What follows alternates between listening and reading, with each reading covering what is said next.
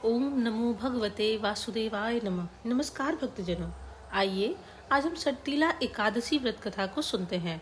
Channel पर नए हैं तो चैनल को सब्सक्राइब जरूर कर लें और बेल आइकन दबाना बिल्कुल ना भूलें।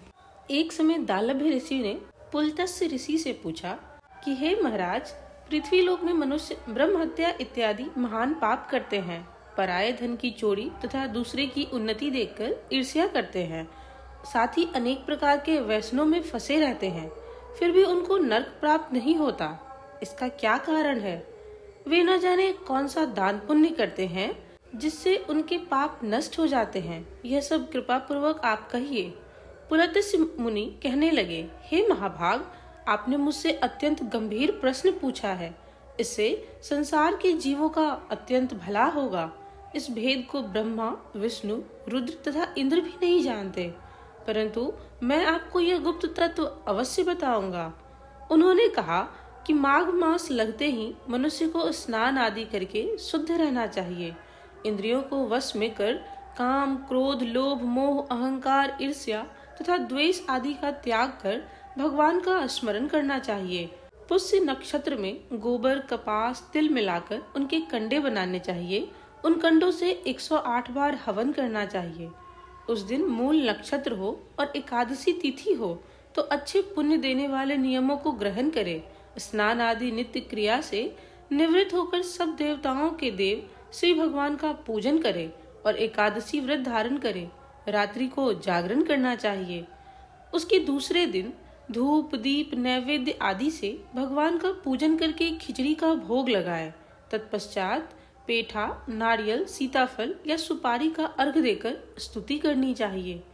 हे भगवान, आप दीनों को शरण देने वाले हैं, इस संसार सागर में फंसे हुए का उद्धार करने वाले हैं। हे पुंडरीकाक्ष, हे विश्वभावन, हे सुब्रह्मण्यम, हे पूर्वज, हे जगतपते, आप लक्ष्मी जी सहित इस तुच्छ अर्घ को ग्रहण करें। इसके पश्चात जल से भरा कुंभ ब्राह्मण को दान करे तथा ब्राह्मण को श्यामा गौ और तिल पात्र देना भी उत्तम है।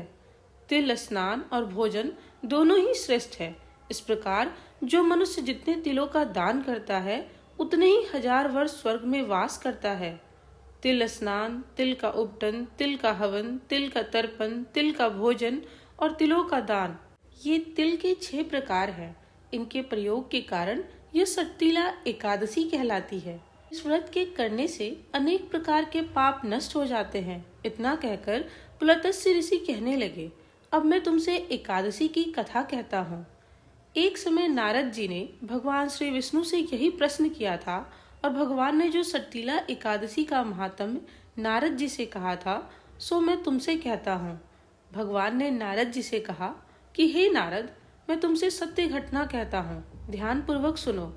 प्राचीन काल में मृत्युलोक में एक ब्राह्मणी रहती थी। वह सदैव व्रत किया करती थी। एक समय वह 1 मास तक व्रत करती रही। इससे उसका शरीर अत्यंत दुर्बल हो गया। यद्यपि वह अत्यंत बुद्धिमान थी, तथापि उसने कभी देवताओं या ब्राह्मणों के निमित्त अन्न या धन का दान नहीं किया था। इससे मैंने सोचा कि ब्राह्मणी ने व्रत आदि से अपना शरीर शुद्ध कर लिया है, अब इसे विष्णु लोक तो मिल ही जाएगा, परंतु इसने कभी अन्न का दान नहीं किया, इससे इसकी तृप्ति होना कठिन है। भगवान ने आगे कहा, ऐसा सोचकर मैं भिखारी के वेश में मृत्युलोक में उस ब्राह्मणी के पास गया और उससे भिक्षा मांगी। वह ब्राह्मणी बोली, महाराज, किस लिए आए हो? मैंने कहा, मुझे भिक्षा चाहिए। इस पर उसने एक मिट्टी का ढेला मेरे भिक्षा पात्र में डाल दिया। मैं उसे लेकर स्वर्ग लौट आया। कुछ समय बाद ब्राह्मणी भी शरीर त्याग कर स्वर्ग में आ गई। उस ब्राह्मणी को मिट्टी का दान करने से स्वर्ग में सुंदर महल मिला, परंतु उसने अपने घर को अनादि सब सामग्रियों से शून्य पाया। घबराकर वो मेरे पास आई और कहने लगी कि भगवान, मैंने अनेक व्रत आदि से आपकी पूजा की, परंतु फिर भी मेरा घर अन्न आदि सब वस्तुओं से शून्य है। इसका क्या कारण है? इस पर मैंने कहा, पहले तुम अपने घर जाओ, देव स्त्रियां आएंगी तुम्हें देखने के लिए। पहले उनसे सट्टीला एकादशी का पुण्य और विधि सुन लो, तब द्वार खोलना। ऐसे वचन सुनकर वह अपने घर गई। जब देव स्त्रियां आई और द्वार खोलने को कहा तो ब्राह्मणी बोली, आप मुझे देखने आई हैं तो सट्टीला एकादशी का महात्म्य मुझसे सुनो। उनमें से एक देवस्त्री कहने लगी, मैं कहती हूँ, जब ब्राह्मणी ने सटतीला एकादशी का महात्म्य सुना तब द्वार खोल दिया। देवांगनाओं ने देखा कि न तो वह गांधर्वी है और न असुरी, वरन पहले जैसी मानसी है। उस ब्राह्मणी ने उनके कथनानुसार सटतीला एकादशी का व्रत किया। इसके प्रभाव से वह सुंदर और रूपवती हो गई तथा उसका घर अन्न आदि समस्त सामग्रियों से युक्त हो गया। अतः मनुष्यों को मूर्खता त्याग कर सटतीला एकादशी का व्रत और लोभ न करके तिल आदि का दान करना चाहिए। इससे दुर्भाग्य, दरिद्रता तथा अनेक प्रकार के कष्ट दूर होकर मोक्ष की प्राप्ति होती है। बोलिए भगवान विष्णु की जय। धन्यवाद।